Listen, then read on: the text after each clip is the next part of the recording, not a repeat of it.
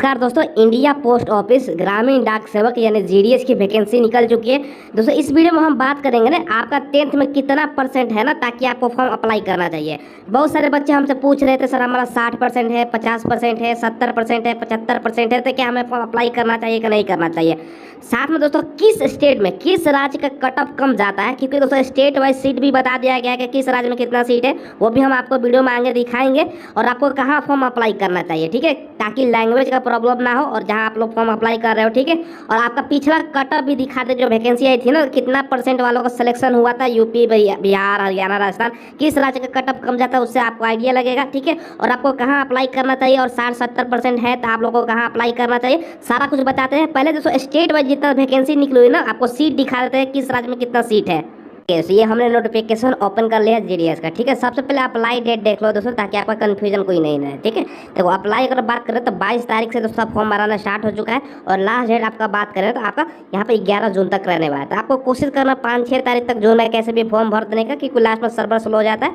बाकी दोस्तों यहाँ पर देख सकते हो ना, अगर फॉर्म भरते समय स्पेलिंग गलत हो जाता है या कुछ भी गलत हो जाता है तो आप करेक्शन कर सकते हो 12 से 14 जून के बीच में, ठीक है। तो करेक्शन आप लोग यहाँ से अच्छा चीज़ दिया गया करेक्शन के लिए। अब दोस्तों टोटल इसमें स्टेट वाइज सीट देख लीजिए। देखिए दोस्तों स्टेट वाइज सीट हमने ओपन कर लिया है। टोटल अगर पोस्ट की बात करें तो यहाँ पर मैं आपको पहले पोस्ट ही बता देता हूँ कितना पोस्ट पे वैकेंसी। यहाँ पर आप लोग देखिए दोस्तों, टोटल पूरा ऑल इंडिया मिला के 12,828 पोस्ट पे वैकेंसी निकली हुई है, मेल फीमेल दोनों मिला के, ठीक है।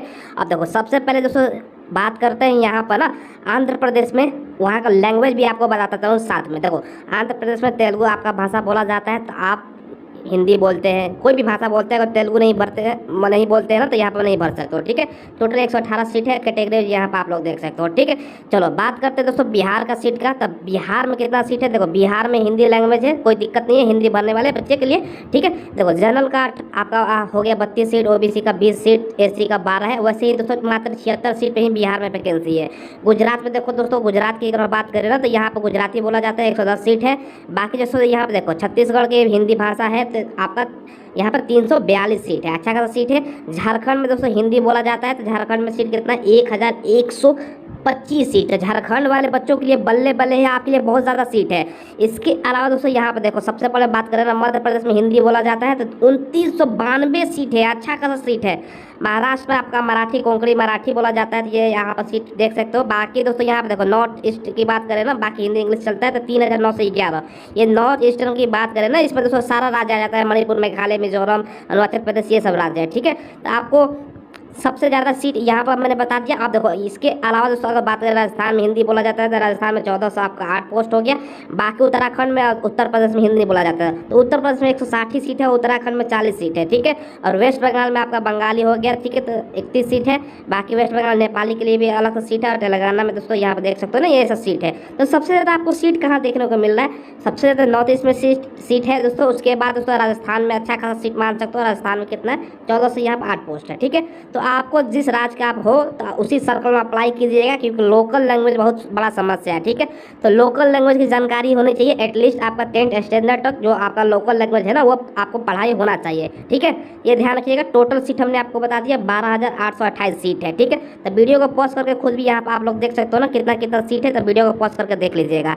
चलिए दोस्तों अब यहाँ पर देख लीजिए आपको सैलरी कितना मिलेगा। पहले बहुत कम सैलरी था, लेकिन अब दोस्तों सैलरी बहुत ज़्यादा बढ़ा दिया गया है। इसमें 2 प्रकार का पोस्ट होता है दोस्तों, एक होता है बीपीएम का, ब्रांच पोस्ट मास्टर का, और एक पोस्ट होता है एबीपीएम का।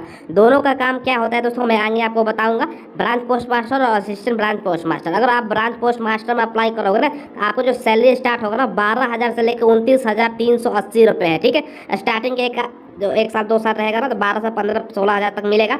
धीरे धीरे जॉब कीजिएगा ना, तो आपको 29,380 रुपये सैलरी हो जाएगा, अच्छा खासा दोस्तों सैलरी हो जाएगा, ठीक है।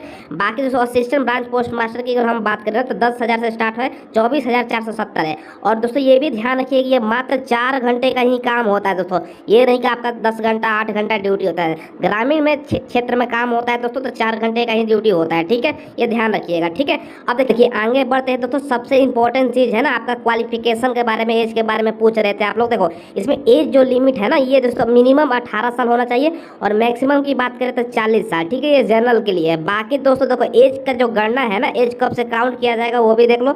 ये दोस्तों आपका 11 जून 2023 तक मिनिमम 18 साल होना चाहिए और दोस्तों मैक्सिमम आपका 40 साल होना चाहिए, ठीक है। और ओबीसी है ना तो आपको छूट मिलता है और एससी एसटी को भी छूट मिलता है। ओबीसी का दोस्तों 3 साल तक यहाँ पर छूट है और एससी एसटी को 5 साल का छूट है। यानी ओबीसी वाले बच्चे आपका 43 साल तक मैक्सिमम हो गया और दोस्तों एससी एसटी वाले 45 साल तक भर सकते हैं, ठीक है। अब डेट ऑफ बर्थ कितना का बीच है तो आप लोग फॉर्म भर सकते हो, वो भी देख लो। आप जनरल कैंडिडेट हैं तो अगर आपका जन्म दोस्तों 11 जून 1983 से लेकर 11 जून 2005 के बीच में हुआ है, आप लोग फॉर्म अप्लाई कर सकते हो।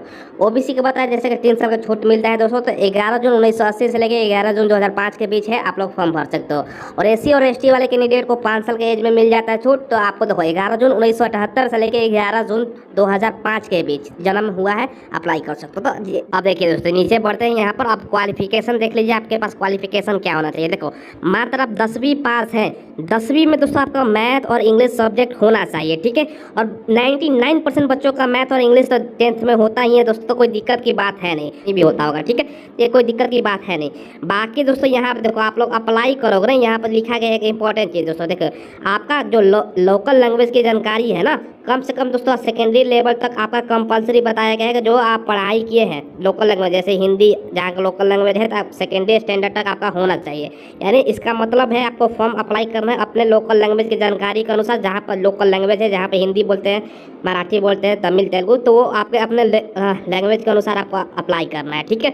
अब देखो दोस्तों यहाँ पर अदर क्वालिफिकेशन ये जो दिया गया है ना, इसमें कन्फ्यूजन नहीं होना है, इसमें कोई सर्टिफिकेट इसके लिए नहीं लग रहा है, बस ये आपको यस कर देना है। जैसे आपको पूछ रहा है ना नॉलेज ऑफ कंप्यूटर, या कंप्यूटर का ज्ञान, यस हमें नहीं भी है तो यस कर दीजिए, क्या दिक्कत है, ठीक है। इसके लिए सर्टिफिकेट नहीं लग रहा है।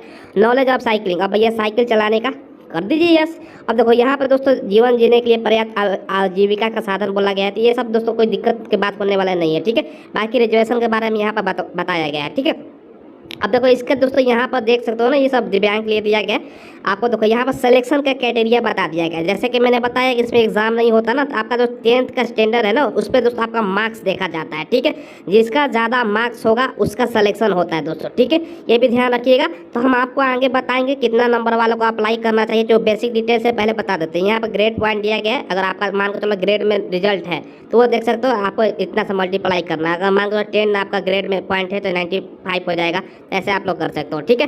कन्फ्यूजन नहीं होना चाहिए, बहुत सारे होता है ना, कोरोना काल में दोस्तों ग्रेड में आया था, ठीक है। तो दोनों पोस्ट के लिए काम क्या करना होगा, जॉब प्रोफाइल बता देता हूँ, उसके बाद कितना % वालों को फॉर्म अप्लाई करना चाहिए और पिछला कट ऑफ भी आपको बताऊंगा। सबसे पहले अगर हम बात करें ना दोस्तों आपका ब्रांच पोस्ट मास्टर का, इसका काम क्या होता है ध्यान समझिएगा। ब्रांच पोस्ट मास्टर का दोस्तों काम होता है ना ऑनलाइन और ऑफलाइन लेन देन करना, ठीक है।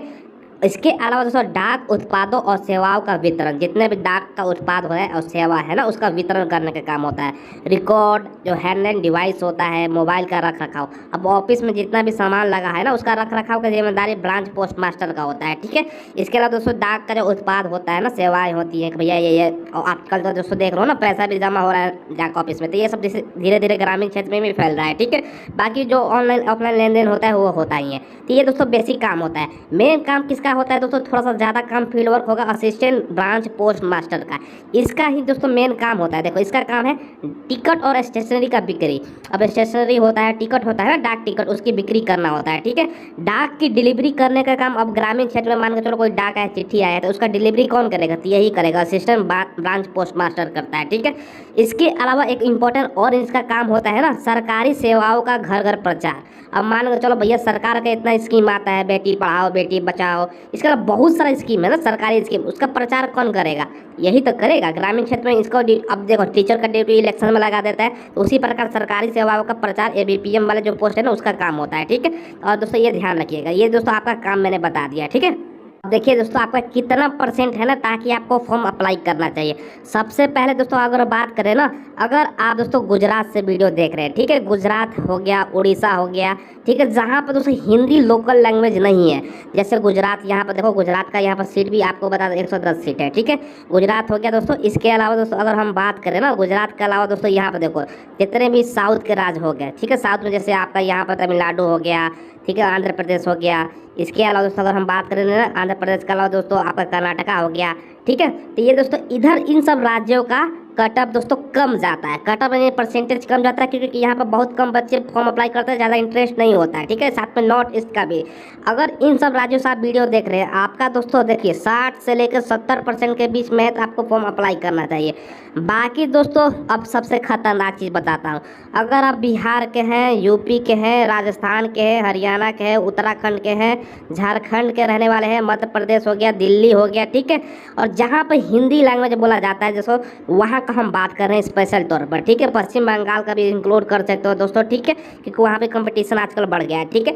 इधर के हैं और हिमाचल प्रदेश वगैरह है, उत्तराखंड के हैं, तो आपका दोस्तों एक कड़वी बात बताता हूँ, ठीक है। अब कोई आपने वीडियो देखा होगा, बता रहे होंगे कि भैया 60-70% पर नहीं, आपका नहीं होने वाला। पिछले बार दोस्तों 3-4 महीने पहले ही वैकेंसी आई थी, 41,000 के आसपास सीट था।